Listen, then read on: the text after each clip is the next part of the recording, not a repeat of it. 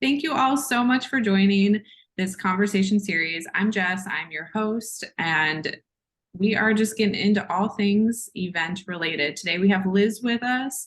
She's going to talk about community, so excited about that. And just a reminder on this conversation series, it's really to jumpstart your conversation with either your CMO, your CEO, your team, and just to get their mind wrapped around ways that we can improve our events, right? That's really what these conversations starters are for. So support for you as a planner, 100%. We want to make sure we're providing resources and humans and people to get you where you need to go. And then also bring these innovative ideas and perspectives front and center so we can, as planners, as event professionals, just widen our own thoughts and perceptions around events. So thank you, Liz, for joining. So excited to be here. Thanks for the invite. So I want you to kind of give a little bit of background about you yourself, I know you have like such a beautiful tapestry of event knowledge. So just you in a nutshell, who's Liz? Hi, I'm Liz. I guess, at the core, I still call myself a corporate event professional because I grew up in corporate, spent 20 years, Dell, IBM, and a bunch of corporations building event teams and building event communities, and created Dell World back in 2011 as like my claim to fame over there. And, all the stuff that comes with building an entire strategic portfolio around events. And then, as we like to say, in 2018, left to go to the dark side and jump over to the agency side of things when some friends and I decided to start up an experiential and creative agency. So we ran that for 4 years, and it grew into 4 different companies and over 100 employees.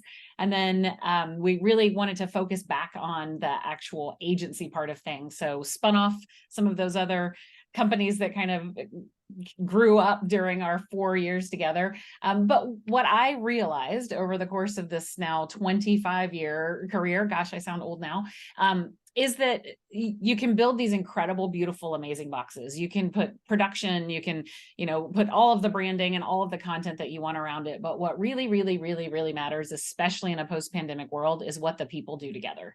And I felt like there wasn't enough focus on that.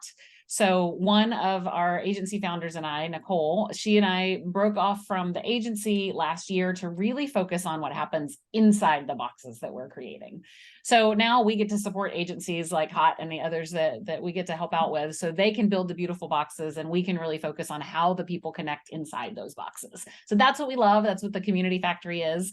Just bringing people together, usually focused on groups from 10 to 150 people, but inside the mega events, it's how do you break those down and create those micro moments, those micro events, so people can truly connect. Yes, I totally agree. I think the word community wasn't really assigned to events, or it was like more of like a ethereal concept before pandemic hit. And then we were in pandemic and we were so siloed, and everyone had different regulations to follow. And then as we're moving out of that, it's like, no, events are community. We bring people together. And how do we do that? So I love that you and Nicole are really focusing your conversations around community. But it's fun. It's a fuzzy feeling. I know, it's so much. But even myself as like an event professional, I have trouble knowing how to create my own community, right? There's like that whole concept of like community over competition. And so talk a little bit about, like, as an event professional, how do you start your community? Like, where do you even start? Yeah, I think the first thing to know is that you don't have to start your own. There are so many communities out there that you can be a part of and that you can contribute to. Or if you're, your own agency or solopreneur or truly trying to build an actual community, then there are many, many opportunities and tools and resources that can help you grow that. I think that really there's the network and there's the community. So those are the two things to distinguish. So if you are looking to grow your network, you are the center of that network. And that is you reaching out to all these people. The people may not know each other. They might not ever connect with each other. You're the hub of that kind of, you can call it a community, but it is your network. Mhm. Once you start creating those gatherings where the people are talking to each other, and if you stepped out, they'd keep talking, now you're starting to build community.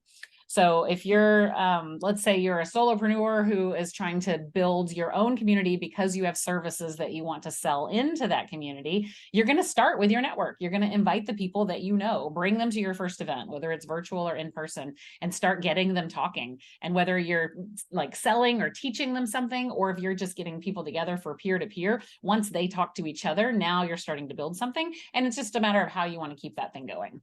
Yeah, that's the juicy part, is like when you facilitate conversations and you step back and you're like, oh my God, I just did that. Like that, I think that's just so powerful. I agree completely. It's my favorite part, is just watching those connections get made and then seeing people. We did one event that brought a whole bunch of people together that didn't know each other. And then we started seeing on Facebook and other social media that they were taking vacations together. We were like, look at what we did. I take full credit for that. Oh, that's like gold star, Liz. I love it. Gold star.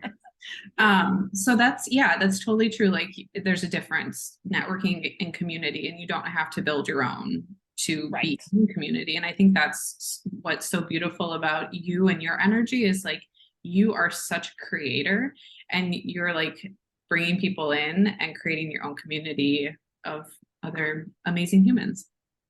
Yeah, I think from a business perspective, just the thing to keep in mind is trying to create a sense of community, because creating an actual community takes a lot of time, a lot of effort, a lot of tenacity, a lot of patience, and money too. You have to throw all of these things at it, and it doesn't happen overnight. Very rarely does a community just gel and magically have 5,000 members in a month and a half. It's going to take a year or 2 or 3 to really grow something. But if you're creating events, these moments in time where you can have the sense of community, so that when people leave, they're all asking you the question, how can we keep in touch? When are we going to do this again? Now you're starting to build. And it's okay to do multiple moment in time events before you actually put in that 365 community. You can develop that sense of community at these programs, and then go back to everybody and go, okay, you've been asking, how are we going to keep in touch? Now we're going to start this thing, whether it's a Slack channel or a Facebook group or whatever. You can start putting those things into place, but it doesn't have to be immediate. True. Yeah, so true. And this like takes it one step further. So as like a professional, that we have, free groups, we have LinkedIn groups, there are paid communities that you can be part of. Can you walk us through this thought around either or and both? Like what should people think about when growing their, I guess, professional? Yeah, I think it comes down to, what are you trying to accomplish? If you are new and young in your career and you're looking to learn from other professionals, you're looking to get a certification, you're looking to maybe find a better job in the future, then those paid communities, the associations that you can be a part of, are really beneficial. They have so much education, opportunities for certifications. They have mentoring programs that they've actually put into place. So you're truly getting the value that you want out of joining those.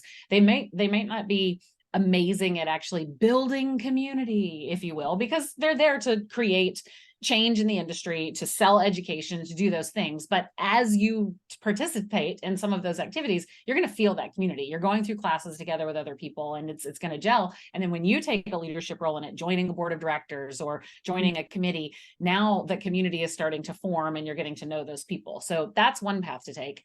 As far as the free communities, if you're just looking to peer share, to get questions answered, to get advice or guidance, there's Slack channels for event professionals that you can be a part of. We have Club Ichi, which has both a paid and a free version. And the free version gets you access to the Slack channel, gets you invited to the events. There's just opportunity to kind of get that asynchronous communication that you need. Like, I have a question, what venue should I use? Those type of things. Versus if you want to pay and be a part of something, now you're either getting discounts or you're getting special invitations that bring you deeper in the community, or leadership opportunities. So evaluate what you want from it. If you just want to hang out with people, there's meetups, there's, opportunities for you to get involved. If you truly want to grow a career, then there's different communities to look at. So true. Yeah. And I am a part of your Club Ichi, which I'm very excited about. I just joined, and the Slack channel is poppin'. Yeah. It really is. It's like, if you have a venue question, just need support in a certain way, and want to have a sounding board, Mhm. That's such a great way to kind of like tiptoe yourself into things or see if it works for you. Yeah.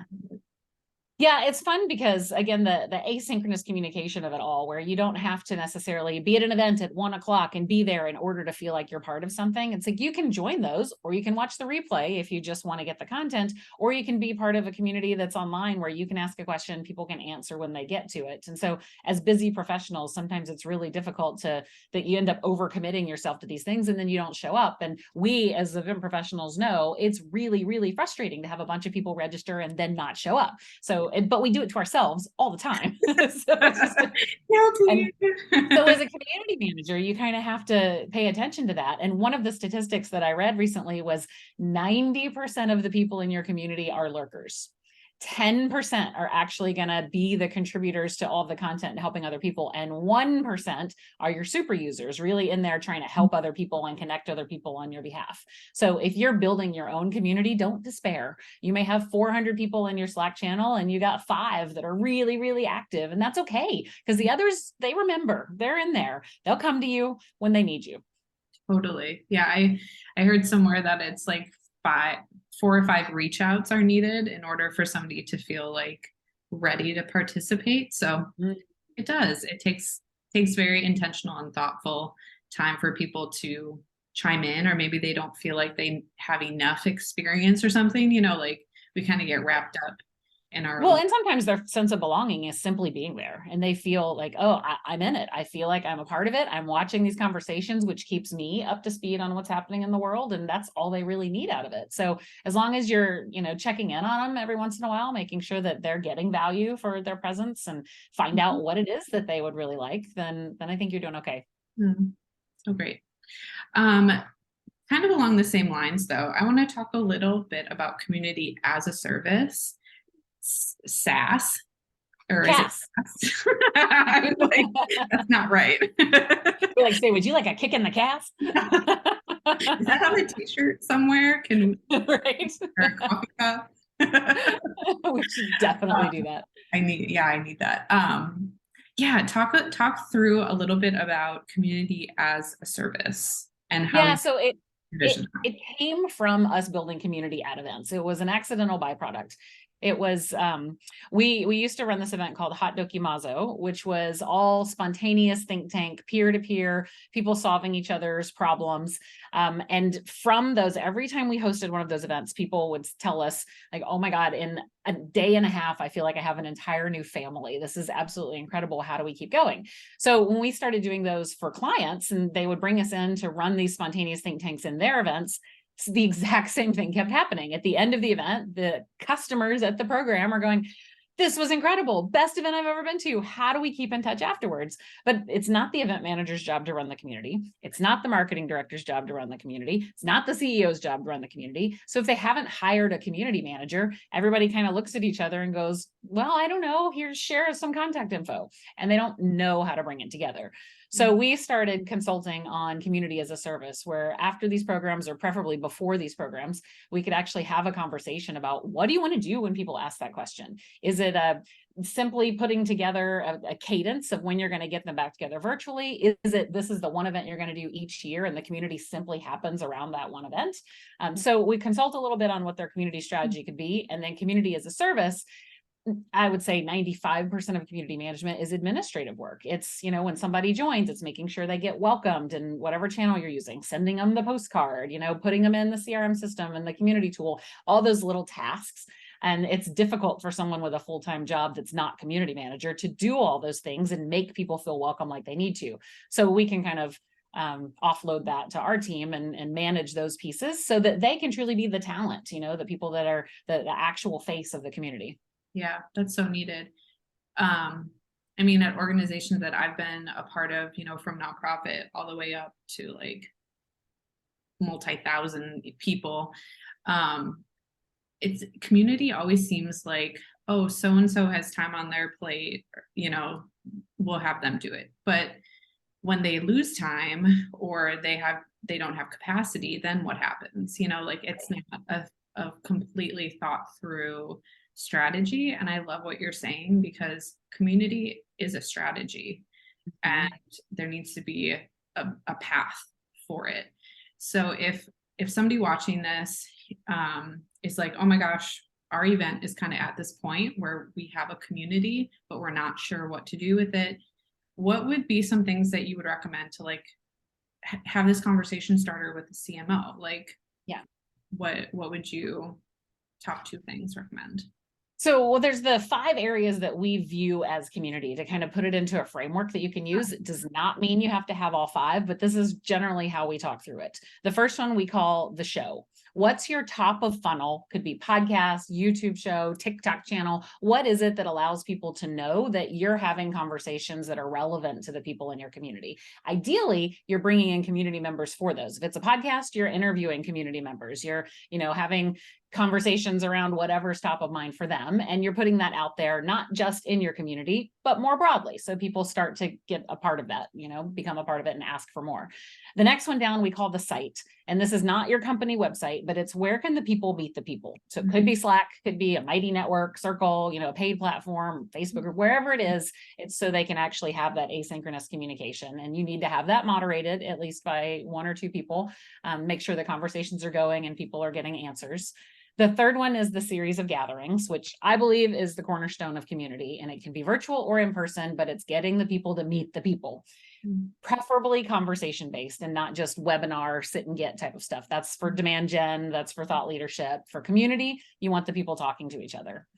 Our fourth one is the sounding board, and that's the small group. Who are your 5 to 7 people that you can bring in to ask them, what do you want? What do you want to see? What's the content that's relevant? Have them tell you what the conversation topic should be in those series of gatherings that you're doing. Interview them on your podcast and let them be the first people you're seating out there. But that small inner circle, and they can change every quarter. It's kind of like a board of directors, right? I want you to be on my sounding board for the quarter, and then let that build the community. And then our final one is the shareable moment, which can be the show. That can be the only thing you do, or it could be swag, or it could be infographics, or it could be community members' content that you're sharing out. But you want to put something in your community that your community gets to feel like they got first access to, and now they get to share. So they're kind of amplifying their own eminence by going, oh, because I'm in this community, I get to share this with my network and help everything grow. So those 5 things, it could be a funnel, it could be a flywheel. But those are kind of the pillars of community that we try to walk and talk through. So if you're thinking about where do I take my event, people are feeling like they want to connect. Maybe the first step is that content that you captured at your event, turn it into a series of podcasts and start putting that out, and then gradually over a couple of months, start recording new podcasts. And so now you can kind of keep that piece going. Oh gosh, I love it. Anyone listening should do a strategy session with Liz and Nicole because the ideas are just endless, right? But it's how you put it into practice or put the strategy and the execution behind it. That's key. It's not rocket science. It's really about prioritizing. I mean, it's all stuff that we all know how to do. It's just how do we do it on top of our day job, and how do we do it to make sure that people feel connected? So good. So good. Well, I love our time together. I love our conversation. This is amazing. How can people get in touch with you if they want to move forward? Well, LinkedIn is where I hang out most of the time. So you can find me at Liz Lathan on LinkedIn. And then, of course, our website is thecommunityfactory.com. And if you're in the event profession, I highly encourage you to go check out Club Ichi. The website is weareichi.com. That's ICHI. It came from this Japanese phrase, Ichigo, Ichi-i, which means one moment, one time. And so we are Ichi is we are one. And it's really focused on conversation and adventure. So it's, not trying to take away from any of the communities or associations that exist. It's we exist for one purpose, and that is conversation and adventure. So like we have rented a yacht in September of 2024, and we're going to be taking some people out on the Mediterranean, a yacht in Croatia. And then in May, we're headed to Argentina to do some kind of marketing on a mountain, crazy fun stuff. And yeah, it's going to be great. Information, marketing on a mountain. I love it. Just like it sells itself. Well, that's what we're hoping. Well, we'll see. Thank you so much, Liz. So appreciate it. And thank you all so much for watching. Again, this is the conversation series for event professionals, just bringing these ideas forward and bringing innovation to your planning. So thank you all so much for watching. Thanks.